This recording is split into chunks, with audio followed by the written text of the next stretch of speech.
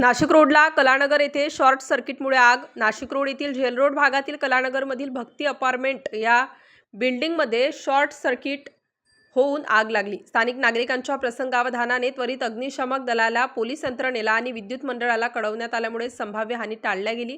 अग्निशामक दलाने त्वरित दाखल होऊन शीघ्र कृतीने आग आटोक्यात आणली. त्यामुळे सुदैवाने कसलीही हानी झाली नाही. या प्रसंगी नाशिक महानगरपालिका अग्निशामक दलाचे नाशिक रोड केंद्रप्रमुख राजू सोनवणे, वाहन चालक फकीरा भालेराव, रमेश दाते, अभिषेक शिंदे, यश व्यवहारे, सूरज हिरे, सुखदान कुमार यांनी आपले कर्तव्य चोख बजावले.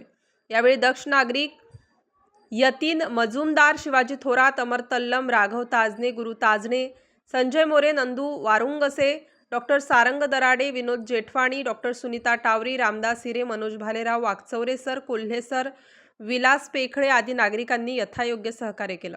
कलानगर येथील रहिवासी, सामाजिक कार्यकर्ते, मित्रमेळा संस्थापक कन्नू ताजने यांनी अग्निशामक दल, विद्युत मंडळ आणि नाशिक रोड पोलीस स्टेशनचे कार्यतत्परतेबद्दल आभार व्यक्त केले. आता आमच्या कलानगरमध्ये भक्ती अपार्टमेंटमध्ये अचानक शॉर्ट सर्किटमुळे आग लागली आणि सर्वांच्या कार्यतत्परतेमुळे पुढे होणारा अनर्थ, खूप मोठा अनर्थ टळलेला आहे.